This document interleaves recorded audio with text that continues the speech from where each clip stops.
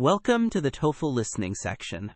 In this part, you will hear one or more conversations in an academic or campus context, such as a discussion between a student and a professor, or between two students. You may take notes while listening. Listen to part of a conversation. You will hear it only once, so listen carefully. After the conversation, you will answer questions about what you heard. Some questions will ask you about main ideas and details. Others will ask about implied meaning, speaker attitude, or how ideas relate to one another. Use both what is stated and what is implied to answer. Good afternoon, Dr. Morales. Thanks for meeting with me during office hours. I wanted to discuss the role of sleep in memory consolidation for my seminar presentation. Hi, Michael. That sounds like an important topic. Tell me what angle you want to take. Are you focusing on behavior or on neural mechanisms?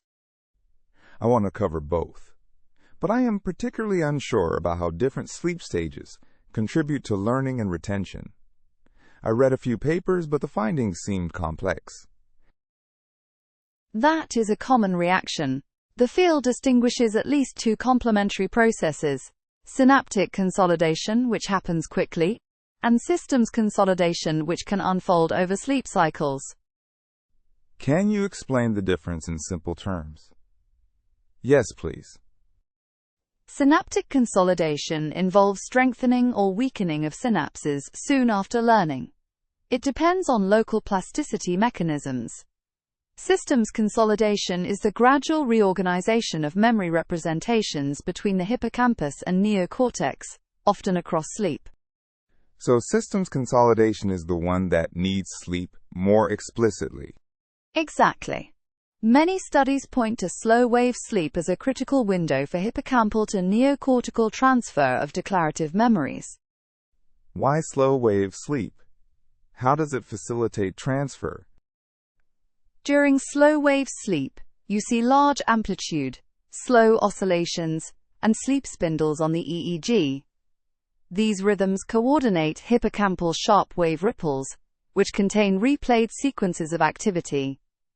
The timing makes it possible for the hippocampus to repeatedly broadcast recent patterns, while the neocortex is receptive to change.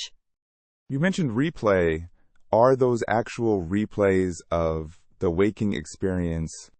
Yes. In rodent recordings, researchers have observed hippocampal place cell sequences that fire in the same order as during maze learning. They replay during sharp-wave ripples, often compressed in time. This replay is thought to drive cortical plasticity. What about REM sleep? I have read that REM is important for memory too. REM sleep contributes differently. It is associated with theta oscillations and cholinergic modulation. The evidence suggests REM is important for procedural memory consolidation and for the integration of emotional and associative elements. So declarative memories like facts and events benefit more from slow-wave sleep, while procedural skills benefit more from REM. That is a good generalization. It is not absolute, but many human and animal studies support that pattern.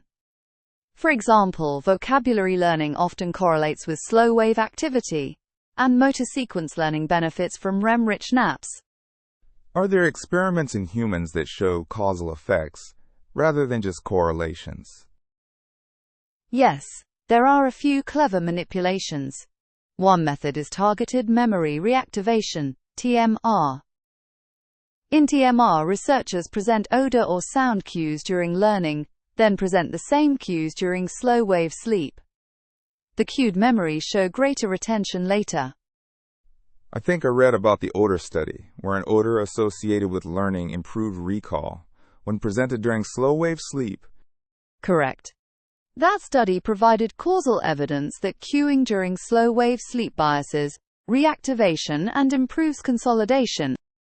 Are there risks to cueing memories during sleep? Could it disrupt sleep architecture? That is an important consideration. Mild cues can be effective without waking the subject.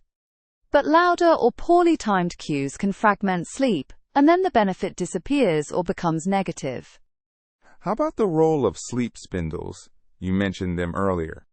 Spindle density and amplitude have been linked to memory consolidation. Spindles appear to mediate interactions between hippocampal ripples and cortical slow oscillations. They may gate plasticity in the cortex. Is there individual variability? Do some people consolidate better during sleep? Yes, individual differences in spindle activity, slow wave power, and sleep architecture predict how well people consolidate. Memories vary with age as well. Older adults often show reduced slow wave sleep and poorer consolidation. What about short naps? Are they useful for consolidation? Short naps that include slow wave sleep can enhance declarative memory, and those that include REM can help procedural learning. A 90-minute nap that cycles through both stages can offer benefits similar to a night of sleep in some tasks.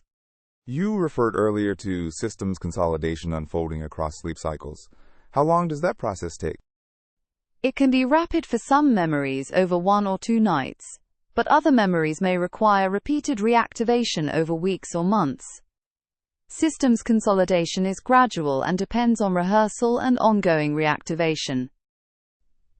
What are open questions in the field that I could highlight in my presentation? Important questions include how selective reactivation is determined, why some memories are chosen for replay, and how emotional salience or reward influences selection. Also, the precise cellular mechanisms in humans are still being understood. Would it be good to include methods like polysomnography and intracranial recordings in the slides? Absolutely. Describe EEG measures of slow wave spindles and REM markers. Mention invasive recordings in patients and animals for sharp wave ripple evidence. Be sure to explain terms simply for the class. One last practical question.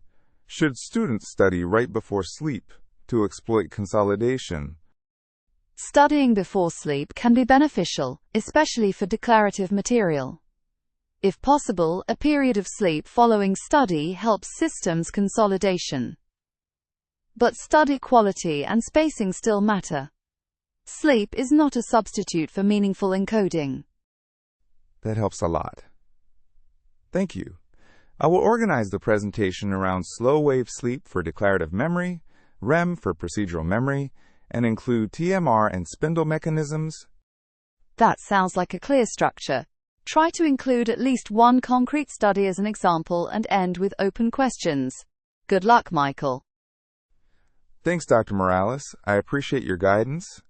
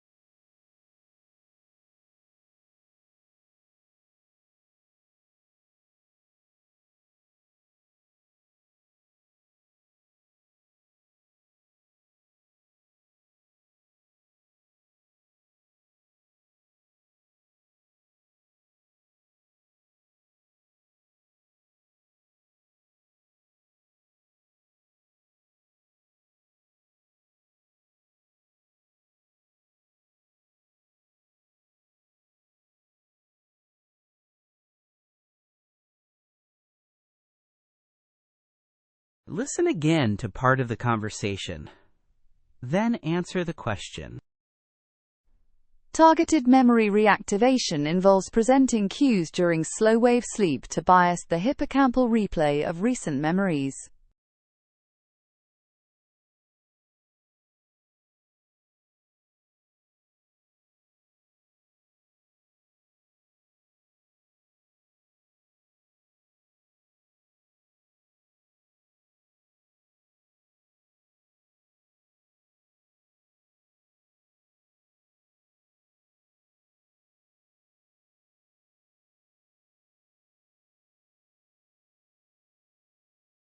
This concludes the conversation portion. For more TOEFL practice tests and study materials, visit Spinta.org.